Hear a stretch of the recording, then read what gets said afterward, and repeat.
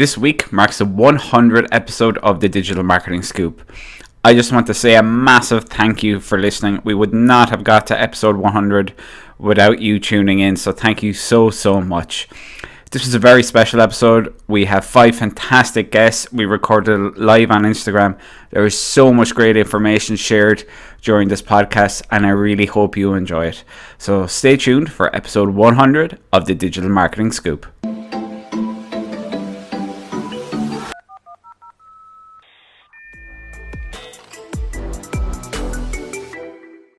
Our Digital Marketing Scoops 100 podcast episode. Really exciting. We have some absolutely amazing guests lined up for you, and we're just so excited to celebrate. So I'm going to get in Mark as well now. Hey Mark. Hello. Hello. Welcome everyone to the 100th episode. Yeah, we can't believe it. It's literally flown. I know, it's crazy. It's kind of it's insane to think that to do 100 of anything but 100 episodes without a week missed over the last nearly 2 years is absolutely crazy. So I just want to say thank you to everyone who's listening. Thank you to all our guests today. Thank you to everybody who's been on the podcast. And yeah, hopefully here's to the next 100. Perfect. So I'm going to invite in our first guest. So Kim O Mahony is our first guest. So I'm just going to send you a request there, Kim, to join us, because Instagram is updated and we can have a third person on our lives now. So that's fantastic. Perfect timing. Yes. Hi guys, how are you? Good. Very good. Welcome to the episode 100 of the Digital Marketing Scoop. I know, that is absolutely crazy. I'm not that is absolutely some achievement, because you know, Shauna always says the problem with a lot of people is that they'll do a little bit of this and a little bit of that and never actually get any continuity because they don't understand that you have to be patient with these things. Yeah. But if 100 episodes isn't an achievement in consistency, I don't know what is. Absolutely. And it's a very good point you make, because if you know, after episode 10 if we looked at the stats and we looked at everything, we'd be like, oh my God, what are we doing here? Yeah, but you've got to do that though. You can't be afraid of some bad stats. You just need to say, what are we doing wrong, and fix it, you know? Yeah. Fail fast, isn't that what they say? And you mentioned consistency. I think that really is the key with everything in digital marketing. And particularly content marketing, is just keep doing, keep producing content, keep pushing it out there, keep getting it in front of the right people. And eventually you'll see what's working, you'll see what's not working. Absolutely, yeah. And I think people are afraid, like Muriel as well, another Muriel Foley, who I'm sure you know, always said people are sometimes just afraid to look at the negative analytics, you know, but that's where the power is actually facing those analytics and asking yourself how to change it, you know. So you guys have just done such an incredible job. I just think it's amazing, and I'm glad I waited till episode 44. Yeah. I know, even episode 44 seems ages ago now though, doesn't it? I know, yeah. And it feels like ages ago for me. Yeah, it's almost exactly a year really since I was in with you. And it's mad, I was going to say, the world has changed an awful lot in that year. Yeah, wow. Yeah, Jen's gone off to do her own thing, who is great. Yes, and you've got Pamela now, who's doing amazing things. I'm sure, no doubt, Mark, I'm sure challenging you to get your game face on. Put you right out of your comfort zone, Mark. Definitely. And that's important too. Absolutely. Get out of your comfort zone is hugely important. So I remember when we first started this, we were very much an agency focused on Google Ads, focused on the analytics, focused on that side of things for ourselves and for our clients. And it's been, you know, the growth over the last 3 years. I suppose even before the podcast, we had taken a big shift towards video and towards content for our clients, but we hadn't started doing it for ourselves. So obviously that was a big thing to start doing, was to, okay, how are we going to do, you know, essentially something that we're doing for our clients, how are we going to do that for ourselves? I think a podcast is a wonderful way to do it. We have our audio marketing from it. We have our video marketing from it. Yeah. We can transcribe it. We can chop it up into clips. There's so much, you know, from our one piece of content here today, like this will go out across all different platforms, be used on all different mediums. It's just a really, really good way to get your business's name out there and build your brand. Yeah, and it's an experience for your guests too, because I have to say one thing I commented on was how you guys just had the process down. Like it was straight up, it was chopped. You knew exactly what you needed from me. You know, you had it in every single format with all different frames on it. More to the point, you shared that with me, you know, so that I had content that was ready. So we all had this amazing repository of material, you know, and like I was only sorry I was on mat leave at the time, because it would have done wonders for me for referrals. I was like, look at all this content, because I'm crap at this stuff, you know. So but no, I just think, you know, you guys are such a pleasure to work with, and, you know, credit where it's due. You're doing something right. Oh, thanks, Kim. That's lovely to hear. So how has your year been? Yeah, it's been about a year since you were on, I think. Yeah, it's been really crazy actually, because the day that I came into you guys for the podcast, I had literally just been in an interview for my current role. So I was in there with like a kind of a fancy shirt on and a suit jacket, and I left in my car. I was like, changed into my t-shirt, put on my casual jacket, and marched on over to you guys. So yeah, I had a baby, and so Alva was like, I think 5 months old when I came into you the last time. So it's really been great to kind of move into a global marketing role, because I think people confuse. They always say, oh, you've always been in marketing. No, I've been in customer insight and strategy. They're not the same thing. So I bring people to the gate, and then the marketing execution team, like the digital marketing experts, enliven that and like put that out through a number of different platforms, because I think that's what made it hard for me to market myself. They were like, well, what do you do? So you don't do anything? And I'm like, no, I do all the groundwork, for God's sake. So I that has been very interesting for me to move from kind of that considered paced agency project into like a high velocity, massive volume content business, you know, that operates on a global scale. And I do think that, you know, it's easier for small businesses to keep a focus on their customer, but it's difficult when you've got like, you know, cross-functional teams working globally. You know, those teams need to be constantly reminded what matters to the customer, because we're so busy in our day job that like you can forget what is the need that the product's meeting for that particular persona or niche. So I'm enjoying that part of the role, you know, and kind of like, you know, keeping an eye on the customer, which is what I'm doing. People, yeah, absolutely. And I've been doing a lot of work with Up She Rises, as you guys might have seen. So with Virginia. Virginia's brilliant. Yeah,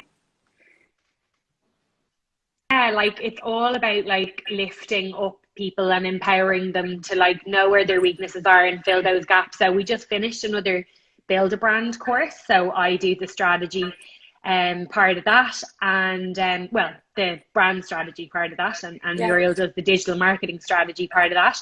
And also I am going to be having another baby. So you guys seem to meet me when I don't fit into any of my clothes. I was looking back at the video. Thanks. I was looking back at the video of the podcast we did the last time, and I remember at the time being like, would you look at the big fat head in me? And now here I am again, not fitting into any of my clothes. So you're gonna have to do a podcast with me when I've lost all the baby weight and I'm looking great. It's only fair. Well, we have to get you on again, definitely, Kim. Definitely. Yeah, it's a totally different working day for me now. You know, and the speed at which you need to make decisions, I think, only makes it more important to know exactly what it is you are supposed to be saying and like to correct the course, because I think you can kind of try to lift and shift content, you know, like, oh God, we have to get it done, we have to get it quick. But that's when it's actually most important to ask yourself, what's going to be effective. Like if I take another 15 minutes to just look back at my message master, or look back at my persona and just really quickly change like a word or two, the reach and the engagement skyrockets. The tiniest change can make a huge impact in a big business where it might not with a smaller business. Okay. Yeah. So isn't it? Yeah, no, it's been a lesson, and look, it's been an exercise in humility as well, because I've gone from, being like, I know it all. I've been doing this for 10 years, to being like, what now? So yeah, and that's been great. So I work with a great team, and it's brilliant. And it is nice to not have to do the 80-hour weeks all the time.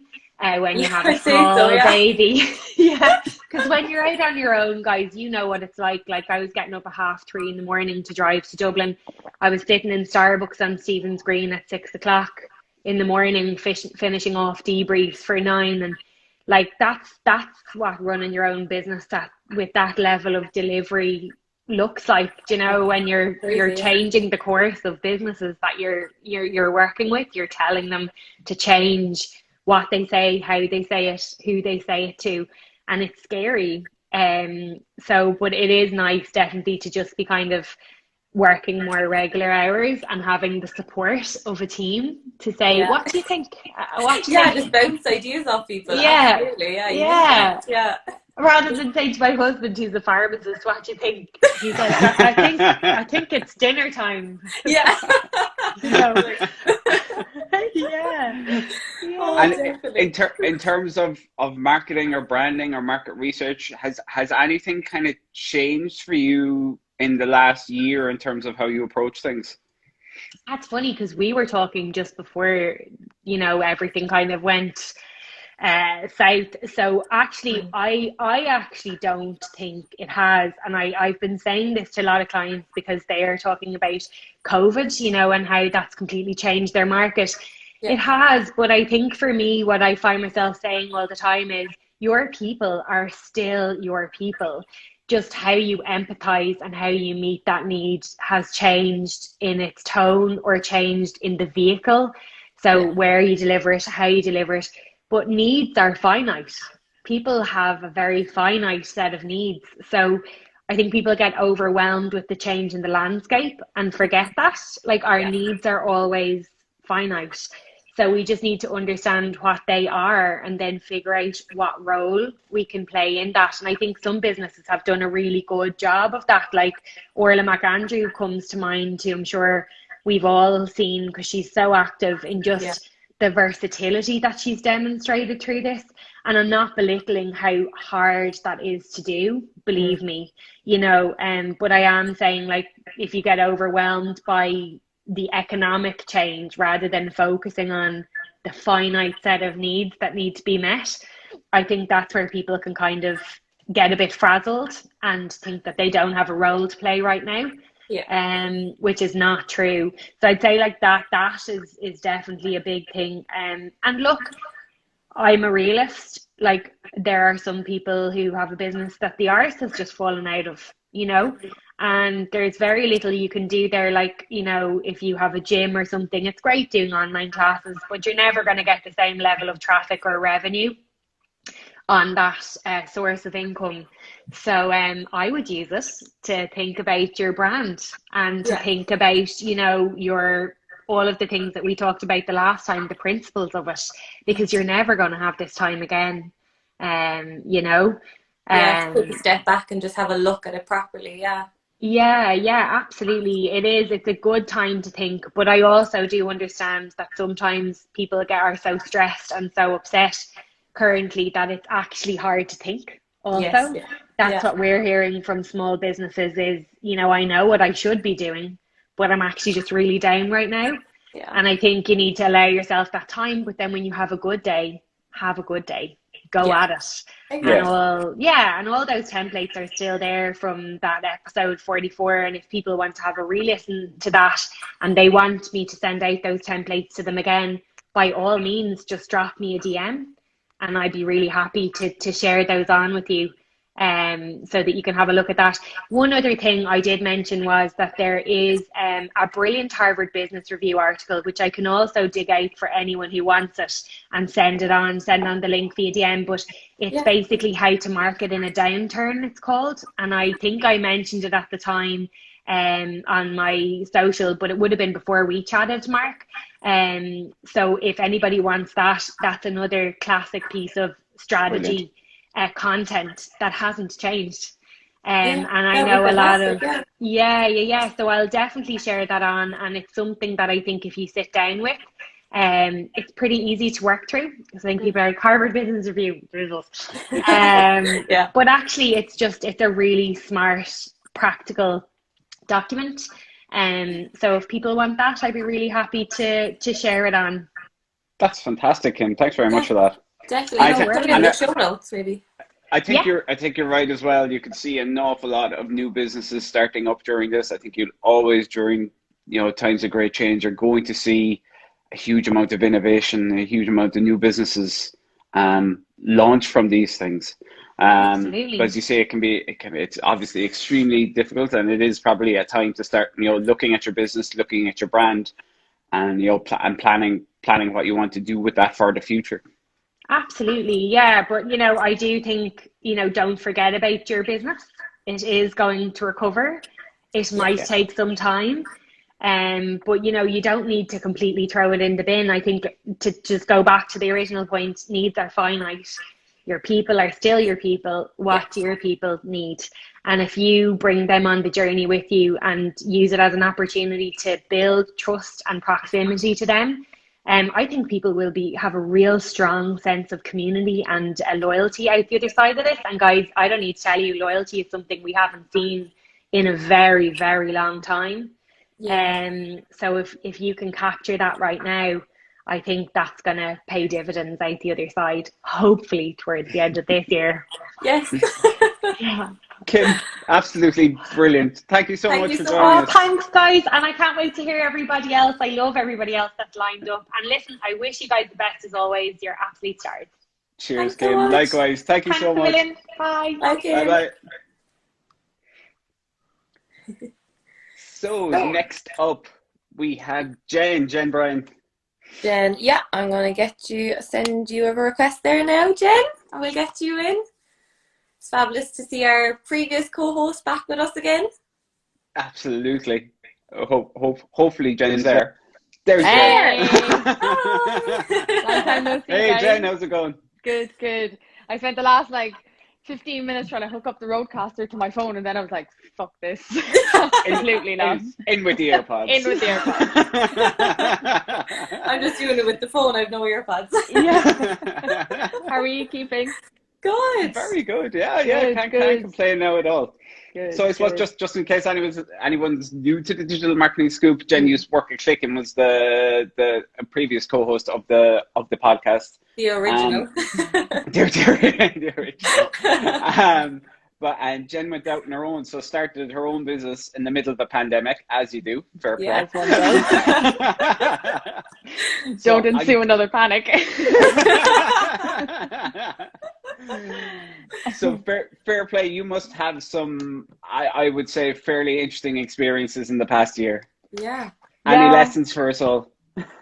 Yeah, it's crazy because I suppose, well, there was two sides to it. One, it's all well and good to go out in the pandemic, but it was definitely easier for someone in our industry because everyone was trying to get online. There was a queue out the door of people asking for trading online vouchers, which I didn't do anyway. So even there was always a level of demand there, and then you build a relationship with clients over time. So there was a balance there to kind of think about, in the sense that it was going to be okay, given the time, despite the time, if that makes sense. So it's good. And then as of last week, I've been pushed up to co-founder as well of a second company in the States. So I have a partner company in the States now as well, in Washington. So that's really exciting too. It's in the it's more in the kind of the training space of things, I guess, which is an element that I've always kind of enjoyed. But Co-founder alongside Craig Zingerlein and Jason Calacanis are two fantastic names to be working with. Jason is certainly a terrifying name to be working with, as well as much as it is good. They were saying a story recently of he's invested in big company. He was an early investor in Uber and things like that, but do you remember a few years back when Elon Musk was starting to shake a bit there, Jason gave him money essentially, and he has the first Tesla off the line, and I was like, unbelievable. My Suzuki Swift is looking great. Thanks for that. Yeah. So it's going good anyway. Yeah. Brilliant. Yeah, that's really interesting. I noticed you seem to be really taking a deep dive into the training and educational side of things. All right. Yeah. And is that what this other business is mainly about, supporting startups and small businesses with training and education around digital marketing? Yeah, it's mostly marketing and a little bit of product development. Craig's kind of area of expertise is product. He's a product engineer by trade, and me as a marketer then. So it's that balance of getting your product right, product market fit, and then how to sell it on the other end. But yeah, that's a great combination to have, definitely. Exactly, yeah, and it's that kind of, how do you go from having 0 customers to even your first 10? Yeah. It's that loop it's actually very difficult to find a course that will take you from, say, 0 to 10. Because it's always like, here you've got a bit of traction, now you need lots more companies, and here we'll give you some examples from Netflix, when in reality it's not really like that, so it's that kind of ground up approach, I guess, more so than anything else. It's the first few clients and the first few customers that are always the hardest, because at least once you get those first 5, 10, 15 over the line and they're all delighted with your product, they'll do a lot of, or your service, they'll do a lot of the selling for you. Yeah, exactly. And just I see it time and time again at this point, but it's interesting how many people are just start talking about it. Actually, just start telling people, because if you start telling people, things will start coming your way naturally. If you're sitting there quiet in a room on your laptop, nothing is gonna happen. Yeah, exactly. Yeah, pick up the phone, do something. And it's not. I suppose a lot of people would have thought, with a shop or something, it's like build it and they will come, whereas it's online, like build it and no one will know about you unless you do something about it. You're in the middle of a field and there's nobody there. No, there's no one there to listen. Exactly, yeah. And do you know what? If you tell one person knows another person who might be interested, and then it just starts to spiral, and it's fantastic that way. Yeah, exactly. And I can't, the amount of times, I've spoken to a small business or startup and they've said, I'm trying to find people to do this, this and this. And then a light bulb has gone off in my own head to go, well, if I connect you with you and you and you, it all works out. So, I'd laugh. I had someone recently who was trying to find their first 10 customers, and I was like, I think I have someone. And then by the end of the call, he was like, well, now it's 9. And it's like, it should be like that for people at the start, because your first 10 or your first customer, all of that is and I know myself, it's so exciting. You can't help but be like, yeah. And one thing as well, I suppose, for new businesses out there that's often overlooked is the importance of networking. It's so important to get out to business groups, chambers of commerce, all those types of things, no matter what size your business. If you are looking for those first 10 customers, and put yourself out there. As you say, if you're just kind of sitting behind the laptop and hiding away, it's not it's not the best way to find your first customers. No, certainly not. And I think it's interesting, even looking at my J Digital client base, I did an audit of it towards the end of last year, just to kind of get a gauge on where things were coming from myself. And I'd say 20% of them came from LinkedIn and 80% came from a referral. So I'm keeping a spreadsheet, even if it's a short spreadsheet at the moment. But it's interesting to see that line of thought, because I went into I deep dived into Instagram at one point, where I was churning out content every single day. But then what I found was there was a lot of students and people like that who were just asking me questions that potentially they could have Googled. It was turning into a resource, and then I was like, I'm not speaking to business people accurately. And now I'm taking the full step back, and actually I'm working with Magnetic Designs at the moment, and they're doing a lovely new rebrand and stuff for me, because deadly. every time I attempt to do it, I'm like, yeah. But it's it's that step back and looking at it. But referrals are so important. Even if I look at Yeah. one of Click's biggest clients now, I was at a networking event about, I don't know, it must be 9 years ago at this stage. And one of the guests invited to that networking event, we got chatting. We started doing a small bit of work for them. And over the last 8-9 years, they've turned into our biggest client. Like those connections that you make when you're, are just so important. So that definitely any business starting up, or in the first couple of years, get out there and do some networking. Obviously, it depends on your product and service and all that, with who you're networking with.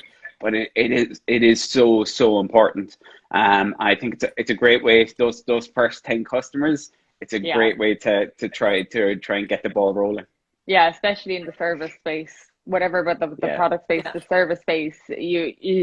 It's interesting because what I even found, like hiring people, is that I've been attached to the brand for so long, and it's only been recently that new hires have started coming in and working on projects and things. But sometimes I'd find that someone would come and say, look, I make sure that just you working on this.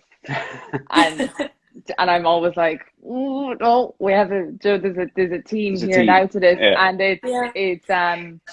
it's interesting to see that as well, because now in the back of my head I'm like, right, like there's a plan in place now for the team to start. Okay, you have to create content once a week, you have to do this, you have to do this, you have to start building your brand, you have to start building your personality into this as well, because it's clearly becoming a sticking point to a degree. So it's only beneficial, I think, for like all of the team to be doing that as well, as opposed to just one or two, or that's not a dig, Christian. I know Christian's not even on Instagram to watch this. I was going to say, like, Christian's even watching. I know.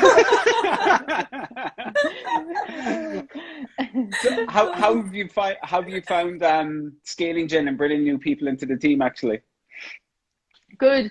It's certainly difficult remote. It did one of two things. It was very difficult remote, but also at the same time it allowed me to broaden, because I was like, well, if it doesn't matter where they're based, I can take applications from everywhere. That being said, I still ended up hiring someone in Cork. But two people in Cork now. But it's like that down the line, maybe we'll have an office, maybe we won't, and it doesn't necessarily matter with the line of business we're in, I guess. We can always do Republic of Work style things if people want to get out and about down the line. But yeah, it's certainly at the start my head was like, right, I have too much going on and my calendar won't fit it, which equals must find someone. But then I certainly had a wobble in the sense of, right, I also should have maybe done it 3 or 4 weeks earlier when I was just building up to that, because I needed then to step back and give them a lot of time to get them up to speed. It wasn't just a here you go and go. But certainly as a new business, I was like, I'm going to hold this as much as I can until I hit that tipping point of finding someone. And I should have called it sooner. Do you know what I mean? But also when you're paying someone, it's like, oh fuck. Yeah, you're so responsible for them, like. Yeah, exactly. So yeah, going forward now, I'm definitely just gonna bite the bullet a little bit sooner, because these things all seem to work themselves out eventually anyway. Yeah, I mean, if the pipeline for growth is there, you're better off trying to anticipate these things rather than until you're at breaking point going, oh Christ, I should have done this earlier. Yeah. If I look back at the last year, it's definitely the one core thing that I kind of circled and gone, cop that now a few weeks earlier next time. But it's all, like, for example, he had to one of my employees in Cork had to fly back to India to his family, but it's perfect that everything is remote at the moment, because he didn't need to necessarily take time off. Now he's going to take a little time off, but he's able to keep some annual leave days, which is nice for people. He's getting married at the end of the year, and you can do all that, then save things, So actually all this remote working, I think I kind of prefer it for people. I think it'll be interesting to see the influx back to the office and how much of that actually will exist towards the end of this, when things go back to normal. I think it's 100% going to be a hybrid model, and if you're not offering it, you're going to be at a huge disadvantage as an employer. Yeah. And then but it totally depends on the person, because some people are working from home and they hate it. They want to be in the office. But that's why I think it is going to be a hybrid model. It's going to be, okay, what works best for the people within the organization, basically. Exactly. It's all well and easy for me to say there's not children screaming around me also.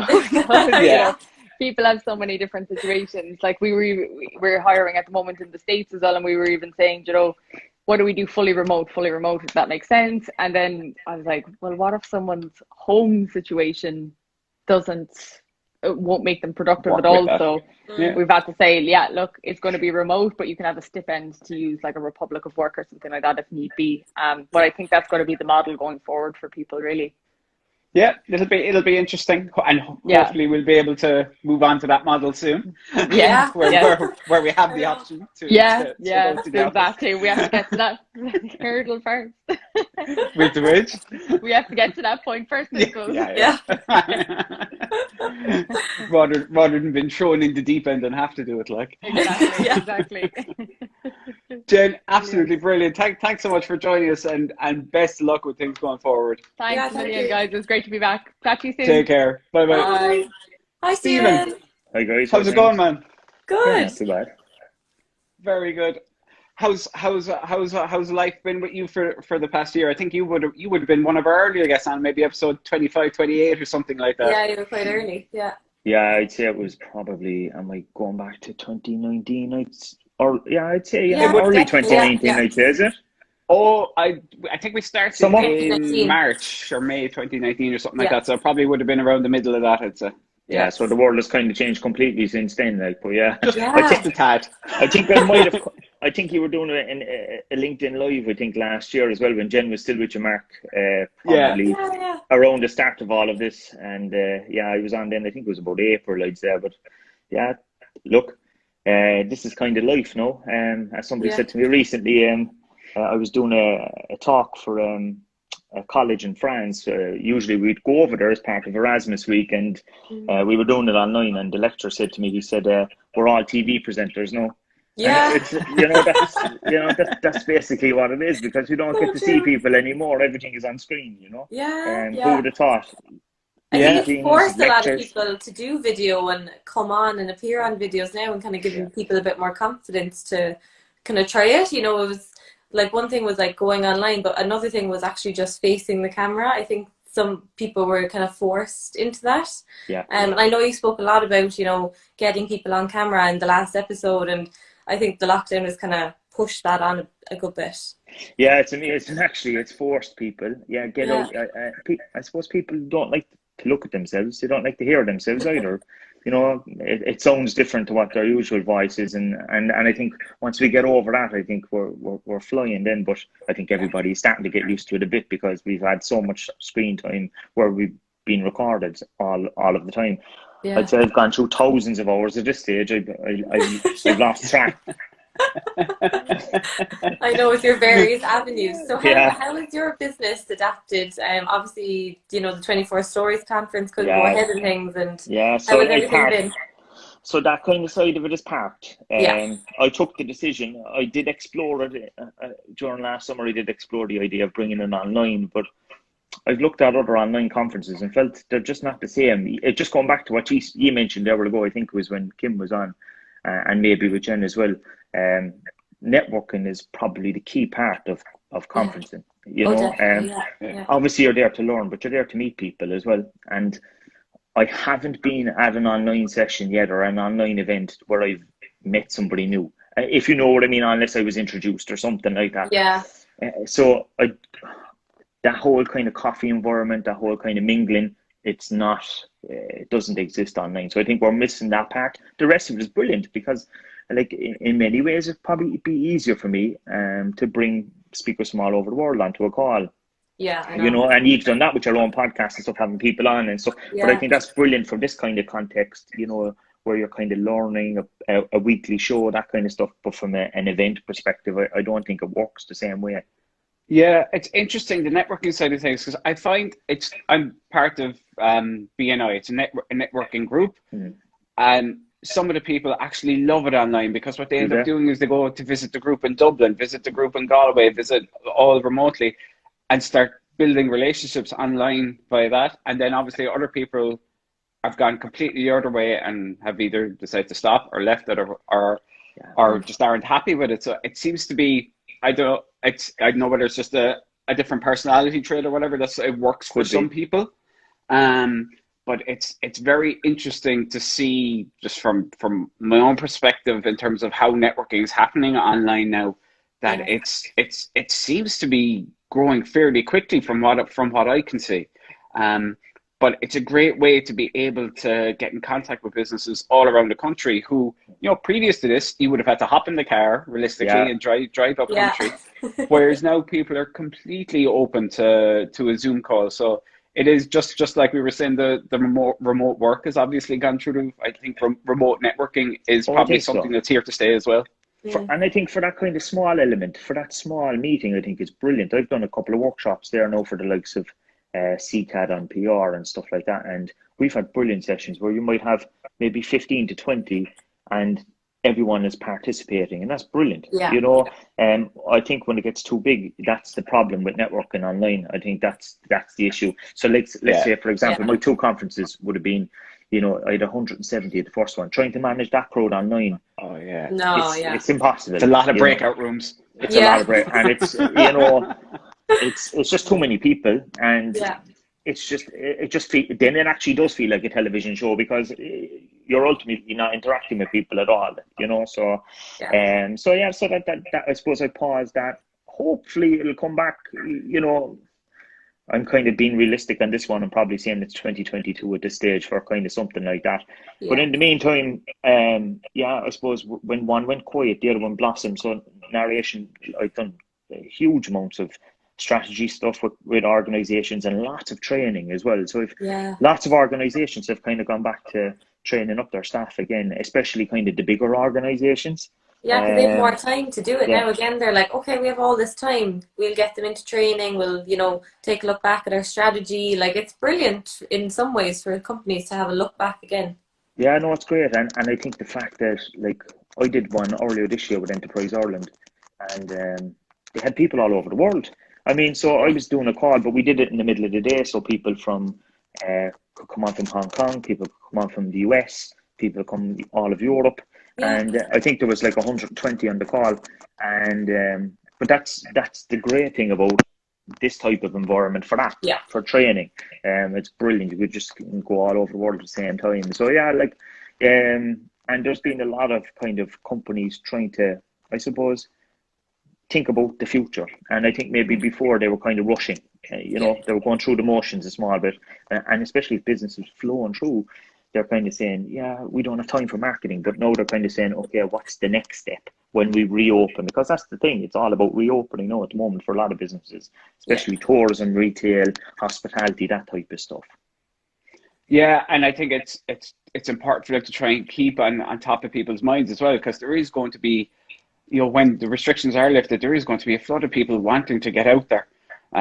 So you do want to make sure that, through your social, through your marketing channels, that you're still in front of those potential people now, because as quick as it started, hopefully it'll end, fairly quickly as well.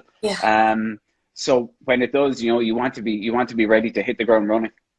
Without a doubt. And I think the people that continue to, I suppose, push themselves even down in the quiet time at the moment will probably do better in the long run. That kind of a way, because times will come good as well. And if you've just completely stopped communicating, I think that's going to be the issue for you in the long term. So I would kind of, my piece of advice would be, in some capacity, just get into the habit of putting up something, whether it's even sharing another business that's even opened, whether it's saying, look, support this crowd while we're closed, or, this is what our staff are up to, or, doing something different, just to kind of keep your brand top of mind, because I think when it disappears from people's minds, somebody else replaces it, and that's the biggest problem. And obviously not every business can afford to advertise and things like that at the moment, because if there's no income coming in, you know, they can't spend it, but there's plenty of opportunities to create content, video. There is. The likes of podcasting even there, like, or even, you know, volunteering to go onto someone's podcast or something, or going onto someone's Instagram live or whatever it is, you know, just kind of keeping your name out there. 100%. And it's a great way, like, obviously just take, for example, what we're doing here now. This will be shared out on our different platforms, which would put you in front of other people. Potentially you might share it on yours, which would put us in front of other people. So it's a great collaborative way to start reaching more people, maybe outside your own organic reach, and to keep your business and keep whether it's your business or personal brand or whatever, just to keep it in front of people.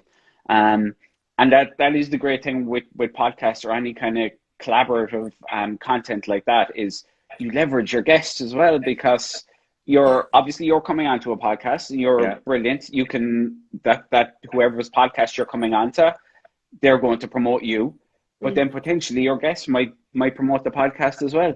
So it really is a win-win. And you say, it's completely free to do. It doesn't cost anything in advertising.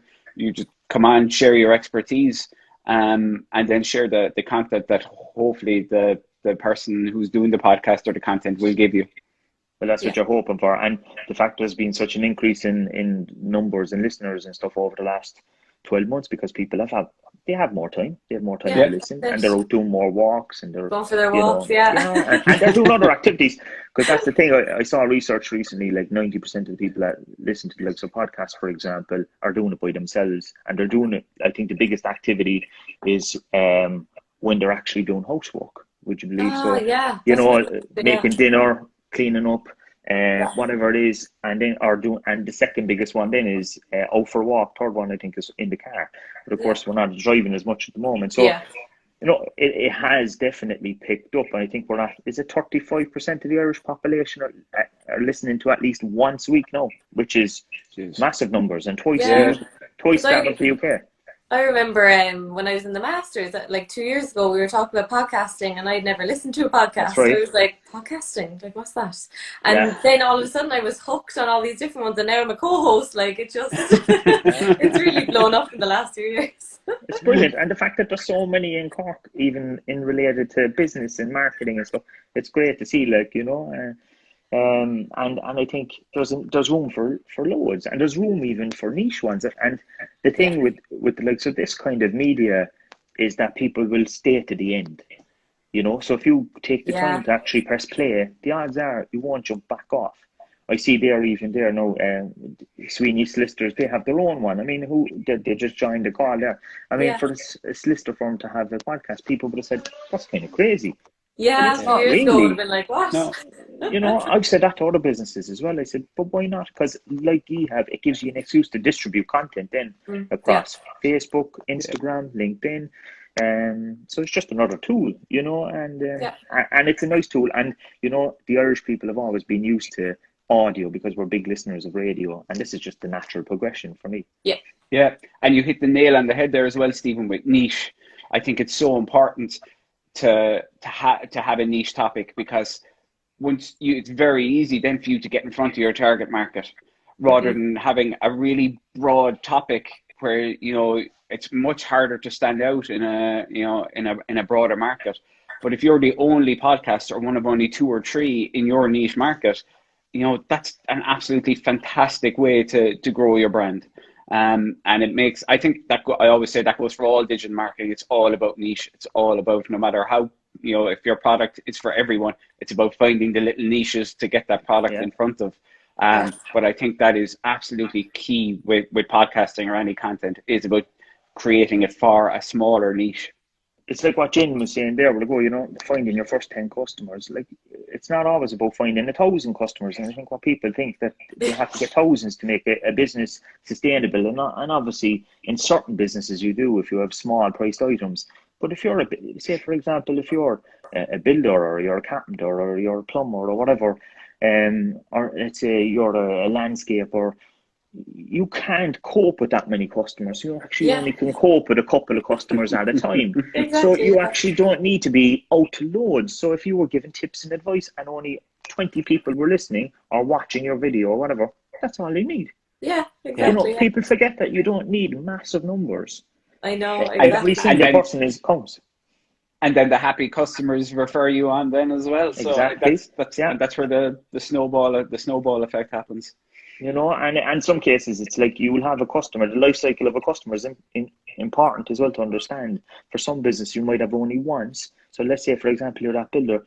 They come in, they'll do the house. You mightn't see them again for 10 years. Whereas if you're a restaurant, you might see them once a month, twice a month, maybe. Yeah. You know, so there's a difference in terms of the life cycle, and you continue that relationship forever. Others you won't. You know, so you're always looking for referrals in some cases. Yeah, and that you do hit another important point there as well, is the lifetime value of a customer. You know, if it is that bigger job that's only once every 20 years or whatever, you can it's worth investing in the content. It's worth a huge amount of investment in it, because one client can be a huge amount of money for your business. And I always give the example of a student that was in my class. I ended up doing a bit of client work from there in recent years. But he was in a tech company, farm technology, and they made a video, €1,500. 20 people watched the video, but one of them happened to be looking for a quote, and it was worth $1 million from the US. Oh, amazing! Like, so you have I've said this a few times: vanity and sanity. Yeah. The vanity metrics. You could have 100,000 people that couldn't care less about just your video. Yeah. But if one person spends $1 million with you, that makes a difference. Yeah. You know what I mean? Be right, sorry. Hopefully they're watching right now. So that's all it takes. So your next client could be watching there at the moment, and that's all that matters. Like, and sometimes people are watching you for years. I always remember there was a guy I was dealing one of the early days when I started narration, and he said I've been following your story on LinkedIn and stuff for the last 10 years, but I never really had a reason to communicate with you. But he said, I had an issue with my business. I needed something, and he sent me a message. So all that time, someone's watching in the background. Like I've often said, not everyone's ready to buy straight away. That's it. They don't need you in that exact moment, but you've built up the relationship for them to think of you later. Yeah. It's like a car dealership, for example. Not everyone's in the position to buy a car. You know, like you could have 3, 4, 5 years before you'll actually get them to come in and buy the car. But if you're building the relationship, that's the key. Yeah. That's it. Yeah, exactly. Stephen, that's brilliant. Thanks so much for joining us, man. Thanks a million, guys. And congratulations on episode 100. Thank you. Cheers. Thank you very much. That's brilliant. Take care, Stephen. Thanks very much. So next up we have Shauna Doyle. Shauna Doyle. Okay, let's see where she is. There we go now. Come on in, Shauna. So when Shauna was doing the podcast, I think she only had around the 20. Hello.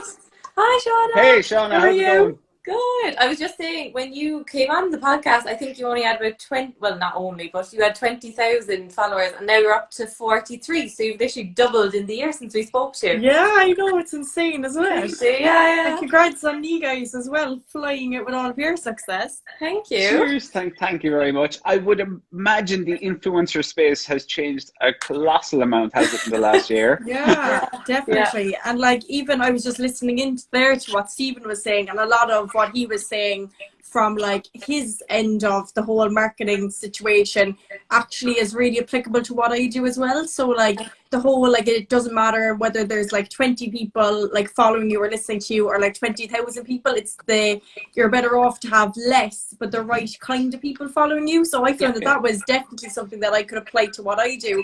And as well, what he was saying about like in relation to the car dealership, like someone might be watching you and following you and like have their eye on this car but not buy it for another few years. And that's actually something that I explain to brands sometimes when I'm working with them, that a successful collaboration doesn't necessarily mean 100 sales. Obviously that's good, but it's like brand awareness is literally invaluable, you know what I mean? And like, especially like people might by like the week after or the month after or a year after, and it still came from the content that you made. So I think that was a really great point, and like I said, applicable to all aspects of marketing, whether you're like the business side of it or the influencer side of it. So there were some really good points made there. I love this idea, doing the new people every 15 minutes. It's really interesting, because then you don't get sick of the one person either.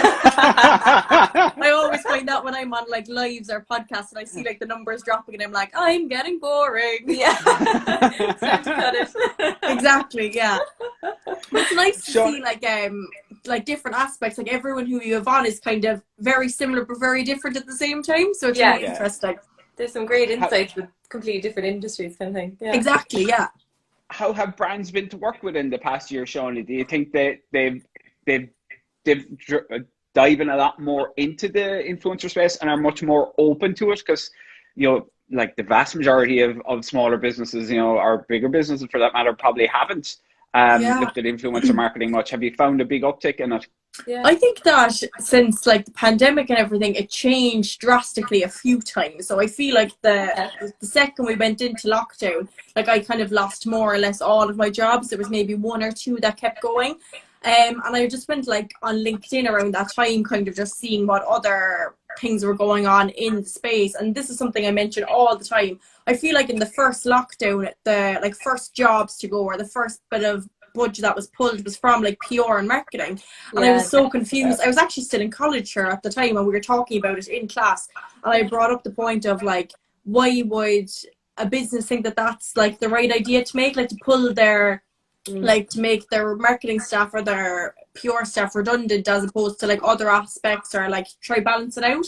And when we were having the conversation about it, I suppose some people think that it wasn't as necessary, whereas over time then I think that they figured out that when your physical doors are shut, you need to be putting an extra emphasis on your online presence. So I feel like it nearly went from people being like, we'll cut our marketing budget completely and like leave go of our staff and leave go of our influencer marketing, to in fact we'll actually put a extended focus on it.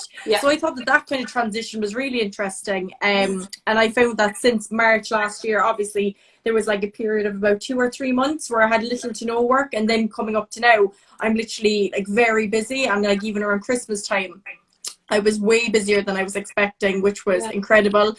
But I suppose as well, people are, since there's no other options, I suppose it's kind of putting people in a position where they're like, sure, we might as well give it a go now if we haven't done it before, you know, because there's kind of no other options of other ways of marketing or like selling. So I even think like smaller businesses and stuff that maybe didn't have an online presence beforehand, whether that be like an e-commerce site or even like an Instagram page, people are definitely focusing on kind of growing that at the moment, which is in turn kind of giving me more opportunities to collaborate with them. So it's changed a lot, and I think it's probably still going up and down, like, because even when I'm still working with brands now, it's not in the exact same way. So I would have done a lot of kind of work on in shops or like at events in Dublin and stuff. So it has changed, and like obviously marketing spend in some aspects has dropped, whereas it's increased in others. You know, like I work with a mixture between local and national and global brands. So I would say sometimes the local businesses would have less money than usual, but sometimes they'd have more. And then it's actually like there's no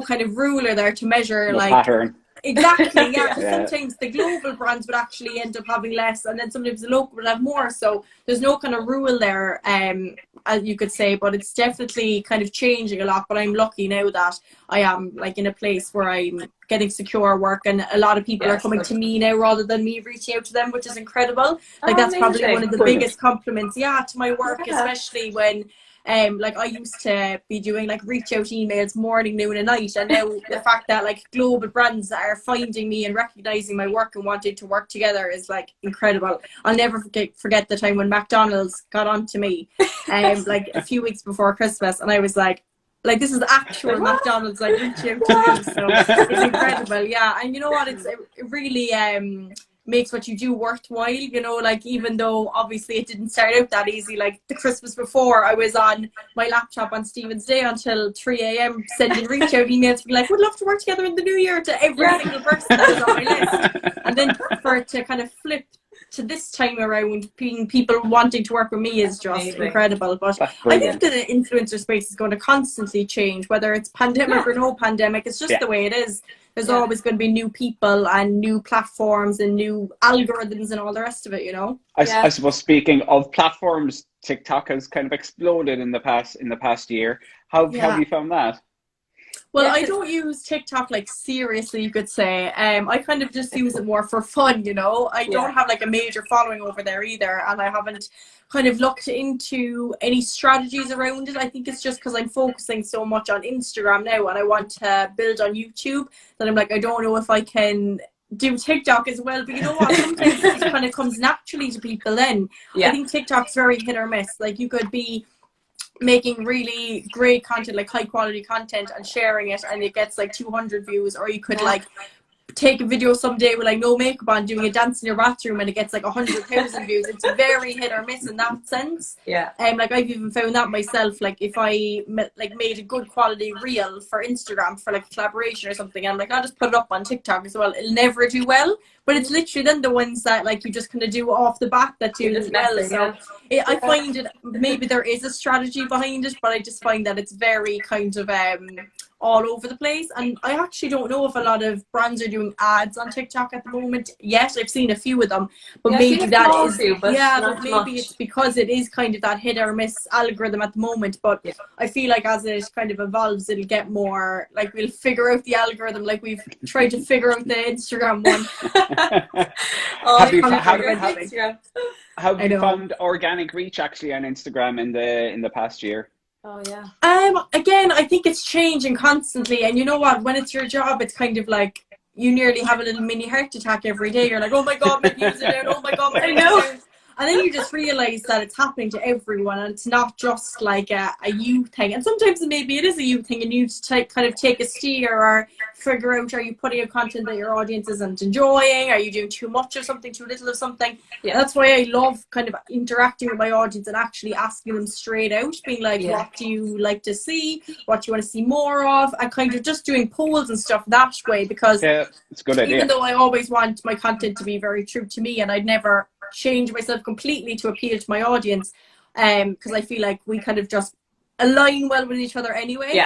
But I think it still is important to be putting out content that is of interest and that you're staying on the same niche, you know what I mean? So it is nice whenever I kind of hit maybe a milestone or something and I have new eyes or a new kind of age demographic to kind of research into what they're looking for. Like, I think a lot of people probably think that my audience is quite young, and it's actually older. Like, I have more people in their 40s, 50s and 60s than I do in their teens. No way. So it's definitely like, I don't have a very young audience at all. The majority of my followers would be like 25 to like 35ish, so it's definitely changed a lot since I first started. So I suppose my kind of content changes in a way as I'm growing up naturally as well. So it's kind of interesting to see how it changes. But then at the same time, I'm never going to stop doing like my chats and stuff on my stories. So I'm like, why? How do the 50s and 60-year-olds like listening to me? I'm probably so annoying. Like, my mom can't even, like, if I'm doing those chats, I'm like, go upstairs, you don't want to hear what I'm talking about. So I'm like, how do people like listening to this? They're probably cooler than my mom though. I think when it's your own daughter though, it's hard. Like, I know. I'm like, I'm putting it on public, like she can just look it up. But anyway, I just don't want to hear it directly coming out of my mouth. Perfect. And Shauna, you mentioned YouTube there. What are you doing on YouTube at the moment? So I'm trying to kind of focus on it, but you know what, it's a really hard space to grow on, and I've done a few YouTube courses and like kind of just learning a bit more about the platform, because like I'm such a nerd anyway when it comes to all this, even besides being a content creator. Like, you know, I did PR, so I'm really into like learning more about the PR and marketing space and media in general. So I did some courses kind of just learning about the back end of it and stuff, and it's definitely a hard platform to grow on. But then you have in your favor that it's actually a search engine, you know. So like if you have a really good video idea or a really good thumbnail or a really good title, people are actually, it's the same as Google, like you can come up in someone's search, whereas that's not the case with Instagram. You know, you're only showing your content to your audience. So I'm definitely trying to focus on it, but it is, sometimes it can be kind of I suppose, like, hard to focus on a platform when you don't see yourself growing. And then that's like, a lot of people would say that to me in regards to Instagram. They're like, oh, I really want to grow my Instagram, but it's so hard to focus on it when you see it yourself getting nowhere. So I think I need to take my own advice with that. Because you will grow eventually when you're being consistent, you know, and kind of building an audience. And like Stephen was saying, it's still worth putting out content for 20 or 30 people who really like it. So I think sometimes, even myself, we all need to get our head around that vanity metrics aren't the be all and end all for content, you know. So I'm definitely focusing on it. I'm trying to do like a video every week. I have such a long list of videos that I want to do, but it just takes so long. It's one of those things where you're filming and editing, and like, it's a lot longer than Instagram, and it's just a little bit more put together. And whenever I have kind of chatted with my audience, they've said that that's actually a reason why they don't like it, that they feel like it's nearly too produced, or too, like, the content is nearly too long, whereas they know when they're scrolling through their Instagram feed or flicking through stories, it's kind of like on the spot content, like, you know what I mean, like, I'm just taking out my phone and saying hi for 15 seconds or however many frames, whereas YouTube is like, it's very kind of professional. Like, you sit down and you set up your lights and you have your tripod, and then you sit down for another hour and edit it. So it's just kind of a different form of content. And I think that one of the things I actually learned, one of the like teachers in the class that I did, she was saying it's way harder to transfer an audience from where you have them to another platform rather than building a new one. And I found that really interesting. Like, I was saying to her, like, I can't remember how many followers I had at the time, around 20,000 I'd say, and I was saying how when I put up a video, not a lot of my original audience comes over to look at it, and she was saying that that is actually a fact, that if you have an audience built somewhere, they prefer to just kind of stay where they are. So you're actually, whether it's a podcast or TikTok or YouTube, you're actually better off kind of putting them in two separate lanes rather than saying, why aren't they coming over? Like, why can't I have 20,000 followers the next day? Focus on building another audience over there and just kind of letting it happen organically. So that's what I'm going to do now for YouTube. Like I said, I have some good ideas for videos, but it just takes so long, and you know it's so hard to be motivated at the moment, and especially when your job is to be creative and have like good imagination. Like, I was saying this in one of the I was doing a guest lecture in a PR class, and I was like, people are going to be sick of my yellow curtains. It's all they see in all my pictures, or my fireplace, or like the Murphy's Farm wall by my house. They're like my go-to place for pictures. I know, and it can be very hard when kind of just to stay motivated and stay inspired when that's your job. So some days I lose creativity and sanity. That happens to all of us all the time. I think, you know, when you get those moments where you get creative, you're like, okay, I'm all in here now. Just dive in for like an hour or 2, your motivation 3 hours. After like 10 minutes. I just want to be like, even like bring my laptop to like a cafe or somewhere where I can just like be out of my house. Exactly. Hopefully soon, anyway. Brilliant. Thank you very much for joining us today. No, absolutely. Thanks so much, and congrats again. Thank you. Cheers, and same to you. Bye. Bye. Next up, we have the fantastic Sian Horn. Yes, she was actually mocking us that she was last, but anyway, we saved the best for last, Sian, we swear. Hello. Hello, lovelies. How are you? How are we doing? We're very good. Welcome to episode 100. Woohoo! I know, it's amazing. It's like, I was actually, because I was episode 43 in February 2020. Not your first, not your middle, but definitely your most popular, obviously. Of course. Obviously. Of course. Oh, brilliant. Well, you've had a fairly amazing year as well, Sian. You started the club, and you've been doing so much. I remember back in probably March, was it Brainstorming a Teacup started? Did you start that back in March 2020 or April maybe? So, Brainstorming a Teacup started a year ago tomorrow. Oh, wow. Congrats. So at this point last year, I had finished my mental breakdown. And I'd stopped crying. I'd stopped the bereavement of my business that was, and just decided to get off my hole and start actually doing something to help people, which obviously helped me too. Yeah, and that was fantastic. I mean, because there was, at the time, we'll say, consumption on social media had gone through the roof, obviously, because we were all in lockdown. So it was a really fantastic time to start something new like that, to get yourself out there and get your brand and get your personal brand in front of people. So it was really, really good timing. Yeah. Do you know what? It was so funny because obviously you were my first guest, Mark, on Brainstorm. and I'm the last guest on the 100th. I really like this, but there's a reason for that. Do you know what I mean? And actually it's so funny because if you think about what we were talking about last February about building your own brand and how it can help leverage your business, and we talked about networking, and we talked about giving something to people and not having an expectation of something in return. And actually everything that we talked about last February came into play on the 30th of March because I had created a network, I had given to people, I had created goodwill before I knew I needed it. Yeah, exactly. Yeah. And I suppose I suppose out of that has come, there's a little delay. I suppose out of that as well has come, Sian Horn, the brand, was obviously there before, but I think even more than ever now. And out of that, you've started the club, which I suppose when we had a chat with Stephen there around how networking has changed kind of under their COVID. How has it changed for you? How did the club come about? I mean, as I say, networking is so bloody important. And that was something you were always and are fantastic at. Yeah. How has that changed for you in the past year? I think the connotation of networking has changed for me. I think because it's such a time where you need to give to people and you need to support people. Yeah. What I saw happen when we started Brainstorm was the same people coming on every day. But most importantly, I saw them not asking me questions. I saw them starting to talk to each other.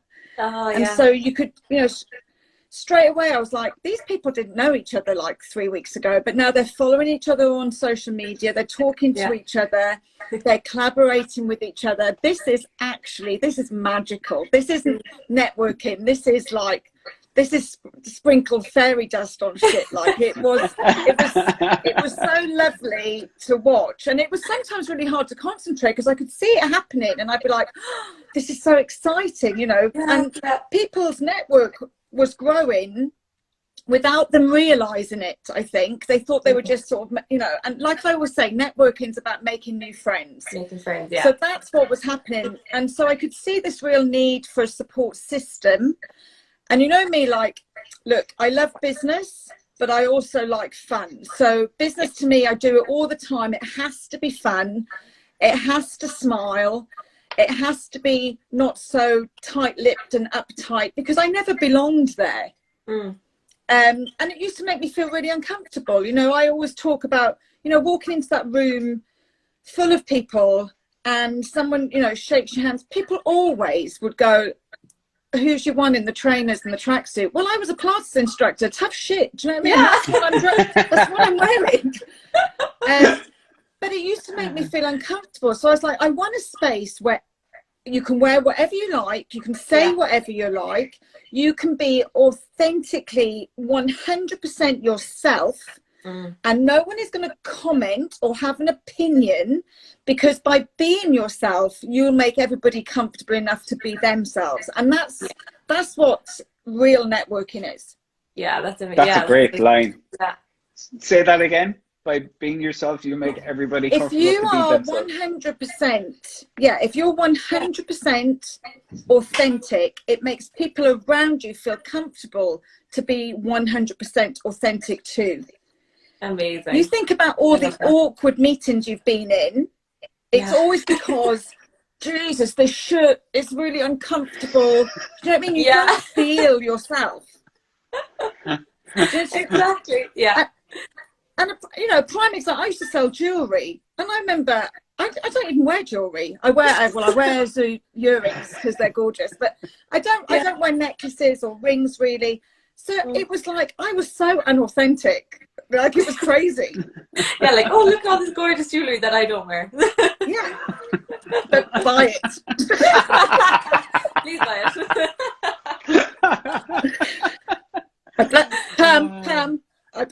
told it, I tell you. No, I know you would. Don't worry, I know.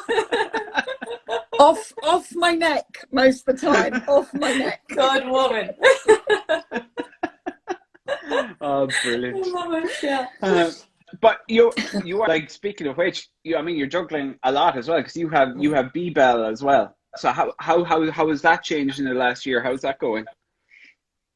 So I had to take a little step back from B-Bell. We decided to hold the close, just, well, financially one, and obviously time too. Desmond Communication, Alison Desmond, she came on to help me with the marketing. So I mentor Alison, who's amazing. Absolutely. And in exchange, she helps me with B-Bell. So that worked out beautifully. Yeah. And it, you know, B-Bell was the first sort of step into community, and you know, from a social media perspective, it's all led by the community. So it's gorgeous. I love it. But the synergy between SianHorn.com and B-Bell is perfect, because B-Bell is about empowering women and encouraging movement. Yeah. And Sian Horn is about empowering women and pushing them forward in their business life. Yeah. So, yeah, it's perfect. So one is lifestyle and one is work. Brilliant. Yeah. Very good. They're important together as well. So you'd have kind of similar audiences, I'd say, kind of jumping on from both. Yeah, absolutely. I mean, most people at the beginning found B-Bell through Sian Horn. Yeah. And now, obviously, a lot of people are finding Sian Horn, you know, vice versa. They work nicely together. But now Sian Horn is almost finished. I mean, I've got a few more things that I want to do.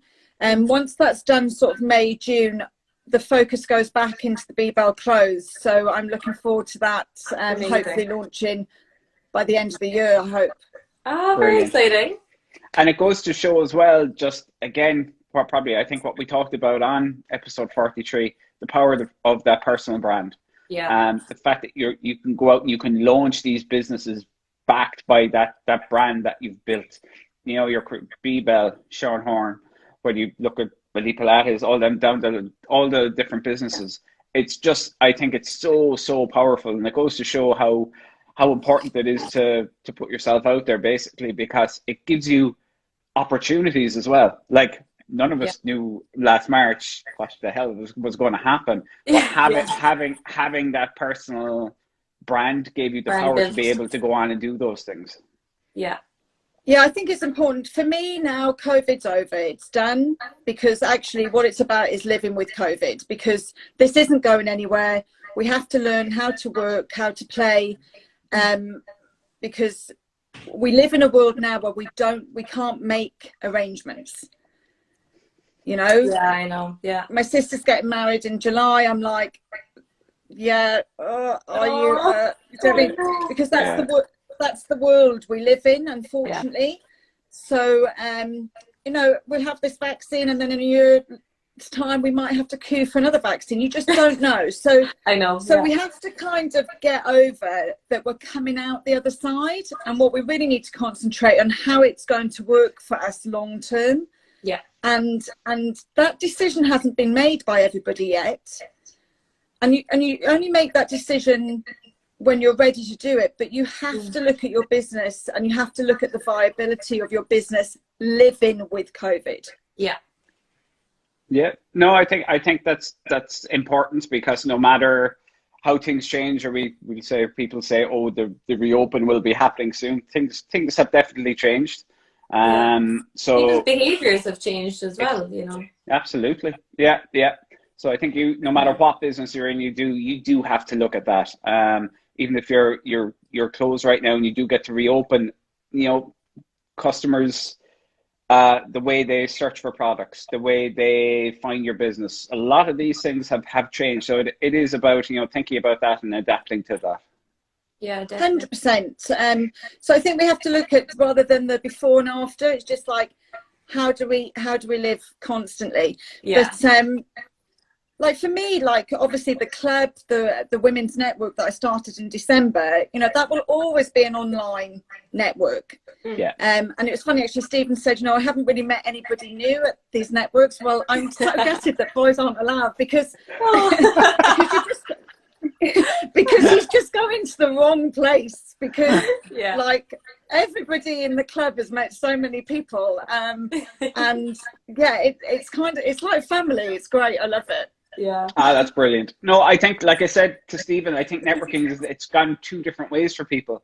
Like, this has been an amazing opportunity to network with people all across the world, or I've stopped going to events and that's the end of networking. It seems to have gone to the extremes almost. It's difficult. It's like, look, there's lots of things that started and stopped and changed for people. Like Shauna just said, a lot of small business stopped advertising when they closed. Well, let's be honest, a lot of businesses had to stop advertising because they needed to put food on their table and they didn't have any money. It really was that simple.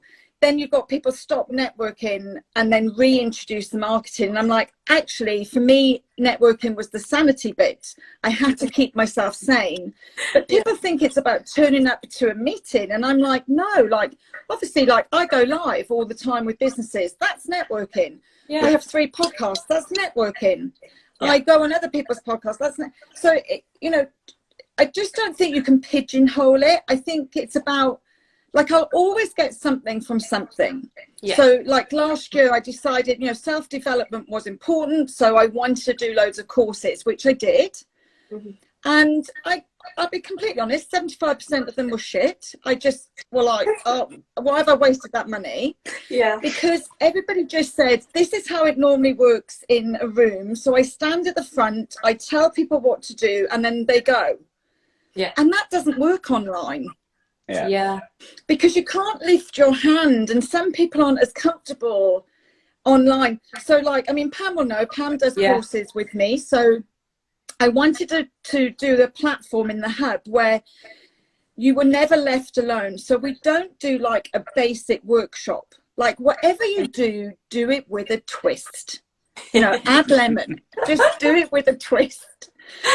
So I was, so when I did the hub, I was like, I don't want to do workshops, and there always has to be a follow-up. So if it's a 1-hour session and then you have to go away and do something, we have to come back and close it off with these people, because I was going to loads of things and people were just going, do this, and then and then I'd close it down and I'd go, oh my God. And then like next week I tell you something and you can't ask anyone. You're like, oh. And I didn't even want to watch the recording back because it was so confusing the first time. I just get frustrated with myself watching it a second time. So I think, it's finding problems that you have and finding the solution to them. And that is a business. Yeah, definitely. But that's what most businesses are, is solutions to people's problems. Solving your own solutions when nobody has it out there for you. Sian, 100%. absolute legend as always. Thank you so much for joining us. Thanks so much for joining us. Thank you for having me. Take care, guys. Take care, Sean. Bye.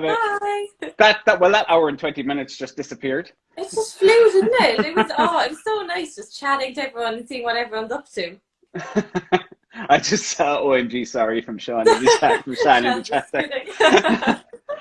Well, listen, everyone. Just want to thank you so much for tuning in to our 100 episode. To everybody who's listened, to all our guests, it's amazing. We're so proud to be able to have hit 100 episodes of the podcast. And look, it wouldn't have happened without all our guests and everybody who listened. So thank you all so much. Thanks to all the team at Click. Just massive thank you from me to everybody. Absolutely delighted to have hit 100 podcasts and looking forward to the next 100. So that has been episode 100 of the Digital Marketing Scoop.